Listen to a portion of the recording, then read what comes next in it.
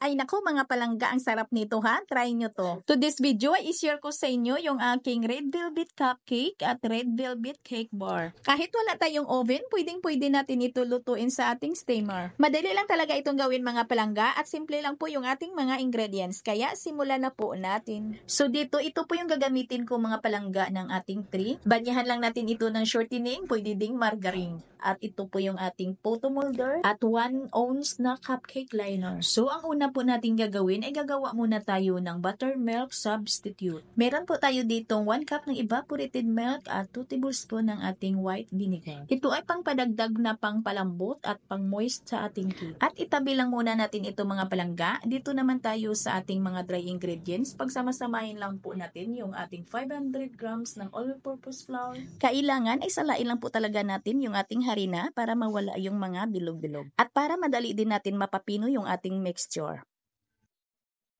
380 grams ng ating sugar, pwedeng gumamit ng white sugar.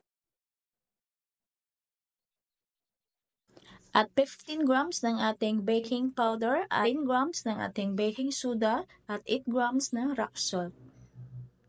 At 2 tablespoon ng ating cocoa powder, pwede tayong gumamit dito ng Bensdorp cocoa powder, at 1 teaspoon ng food color strawberry red, at 40 grams ng ating cornstarch, at haluin lang po natin yan.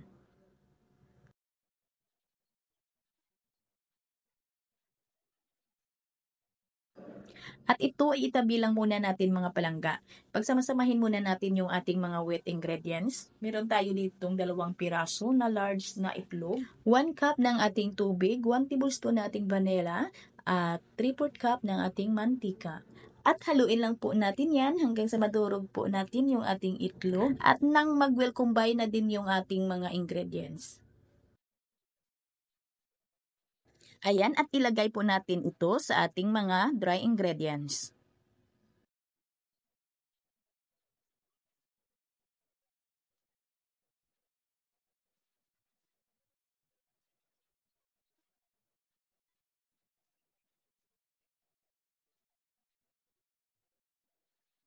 At ilagay na natin dito yung ginawa natin kanina na buttermilk substitute. At haluin lang po natin yan hanggang sa mag-will combine po yung ating mga ingredients at wag lang po natin ito mga palangga na i-overmix.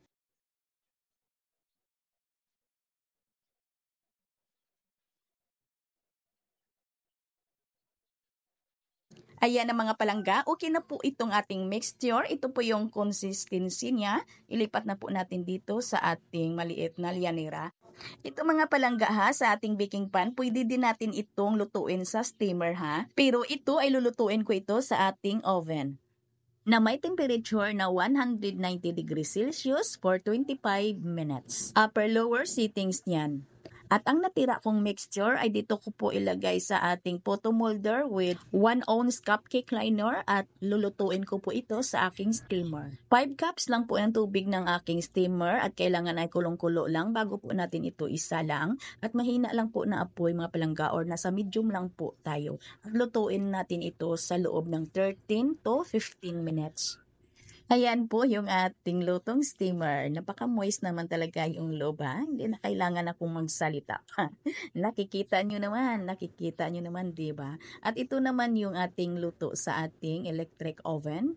Ayan mga palangga, moist ito ha. At palamigin lang muna natin ito bago po natin ito hiwain. At hiwa ko lang ito mga palangga sa 4x8. Kayo ha, depende na talaga yan sa inyo ha. Depende yan sa gamit po ninyong sizes ng inyong cake pan at yung inyong bintahan. At itong ating timplada na ito ha, ay pwede talaga natin itong lagyan ng icing, lagyan natin ng frosting. Pwede talaga. At pagkatapos ko itong mahiwa, ay itabi lang natin. Gawa natin ito ng frosting. Ito po yung ating mga ingredients sa ating video screen sa ating frosting. So dito ay mayroon po tayong 3/4 cup ng ating sugar, 4 tablespoon ng all-purpose flour, at 1 tablespoon ng cocoa powder. Pwede tayong gumamit dito ng Bensdorp na cocoa powder. At 1/2 teaspoon ng ating food color na strawberry red. At 1 and 1/2 cup ng evaporated milk. At haluin lang po natin yan at salain.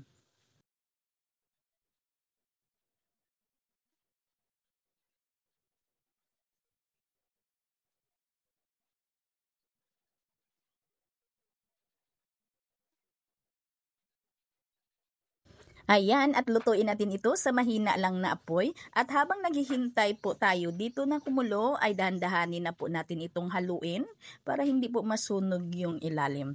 Hindi dumikit. At nang lumapot na, ay patuloy pa din natin itong haluin. Lutuin pa din natin ito ng mga 2 minuto para po matagal mapanis yung ating frosting.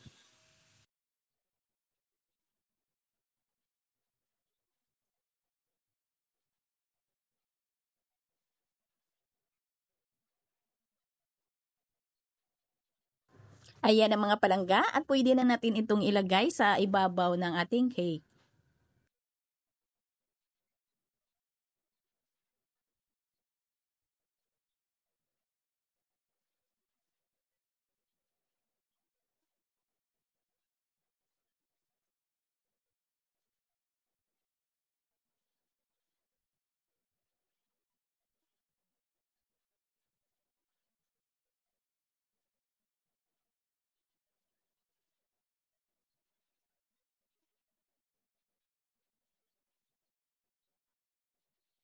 At sprinkles for toppings lang po tayo. Depende na sa inyo kung ano yung inyong itoppings dito.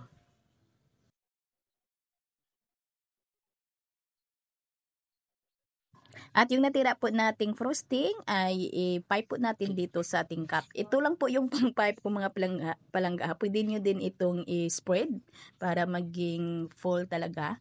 Ako mga palangga, ito lang po. Tinamad si Inday para hindi din ako ma-short sa aking frosting. Ito po yung niluto natin sa ating stemmer. At gumamit lang ako dito ng 3 ounce ng cupcake liner. Ayan, yung pintahan po ninyo dito ay depende po yan sa laki ng inyong slice at sa cupcake liner or sa molder cup na gagamitin po ninyo. Sana matry nyo po itong gawin mga palangga ha, kasi madali lang naman at hindi din kailangan natin dito ng oven. Sana nagustuhan po ninyo yung ating video for today at sana din ay may natutunan. Abangan nyo pa yung mga iba pa nating recipe ng ating mga tinapay na pwede po nating pagkakitaan. Ito pong inyong lingkod, Inday Juna Tinapay. Maraming salamat at bye-bye!